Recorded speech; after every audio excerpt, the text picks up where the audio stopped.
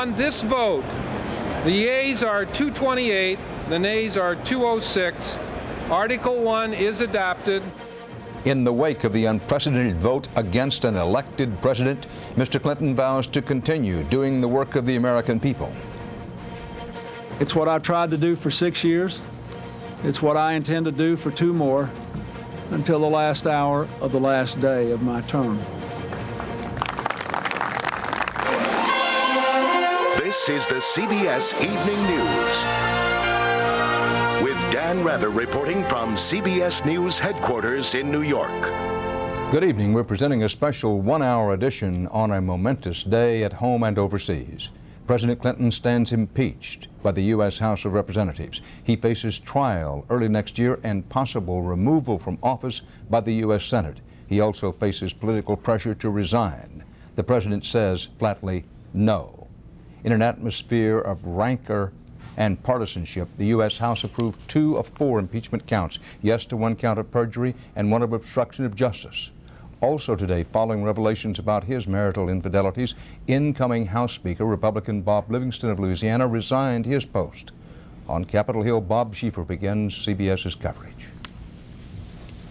On this vote, the yeas are 228, the nays are 206. Historic though it was, the outcome was virtually certain, so the final votes were almost anticlimactic. The closing debate was anything but. The strangest turn yet in this strange episode began when the newly elected Republican Speaker Bob Livingston challenged the president to resign. You, sir, may resign your post. At first, Democrats booed, but then Livingston dropped the bombshell. Because revelations of his own sexual indiscretions had surfaced, he announced he would resign. I have hurt you all deeply, and I beg your forgiveness.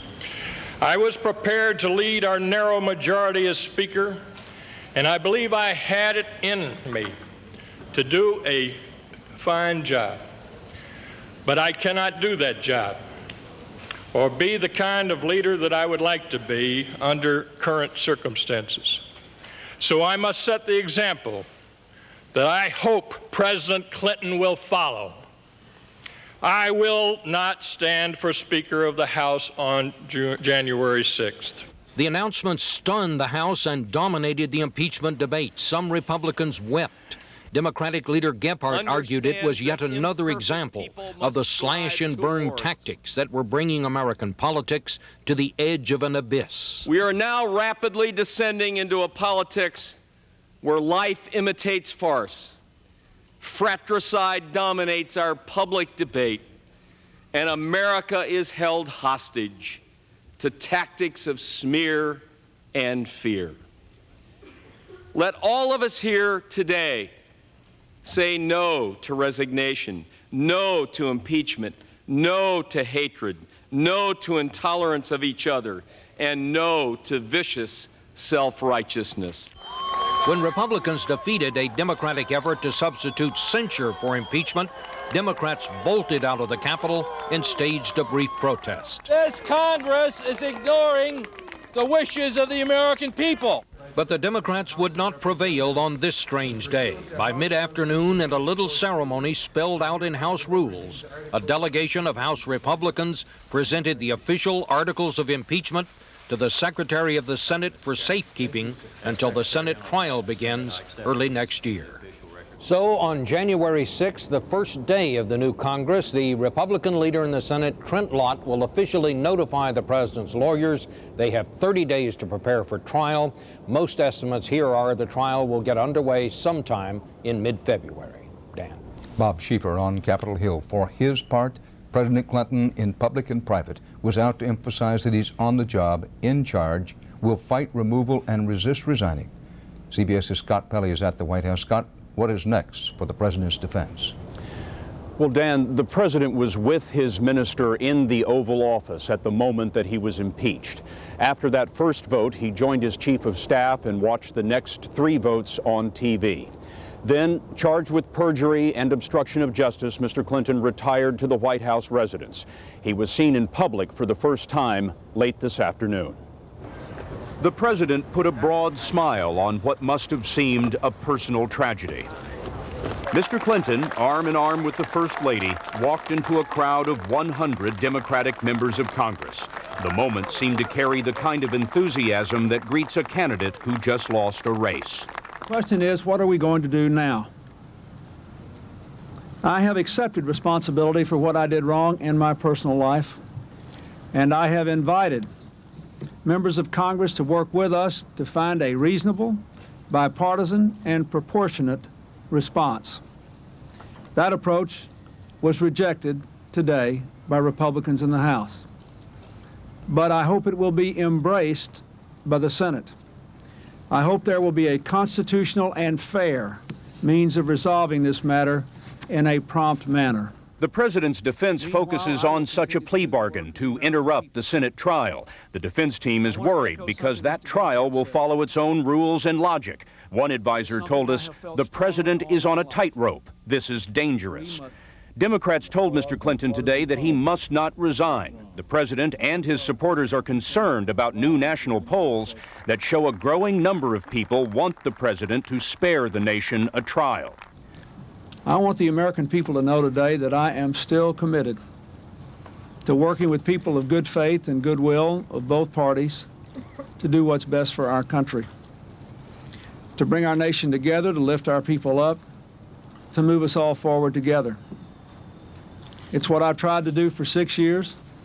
It's what I intend to do for 2 more until the last hour of the last day of my term. Mr. Clinton retreated back into the party. Earlier, he told the Democrats, quote, "I'd give anything if you had not been in the position that you were in today, and if I had not acted in such a way as to put you in that position." Back inside, Mr. Clinton embraced Betty Curry, the secretary who hid the evidence in the Jones suit under her bed.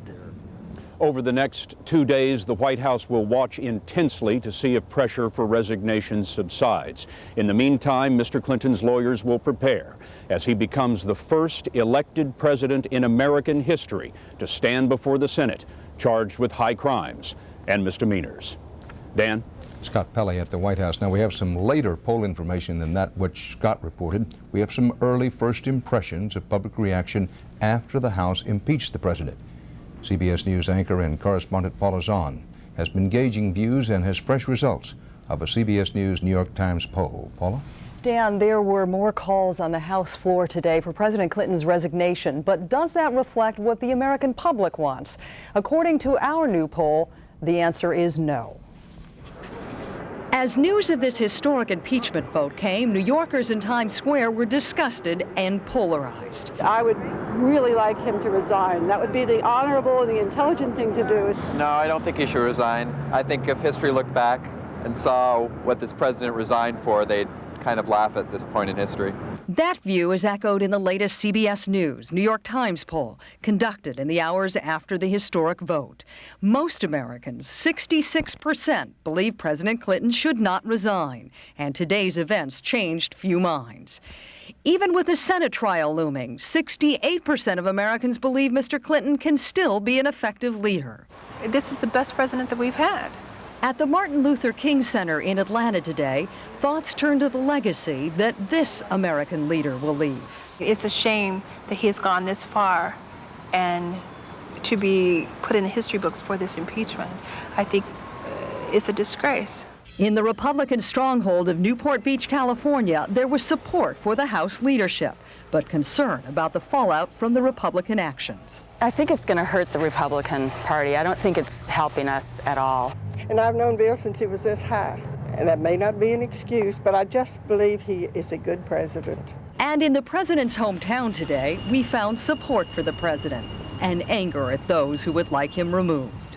My grandchildren will look back and say, "Granddad, why in the world what were people thinking?"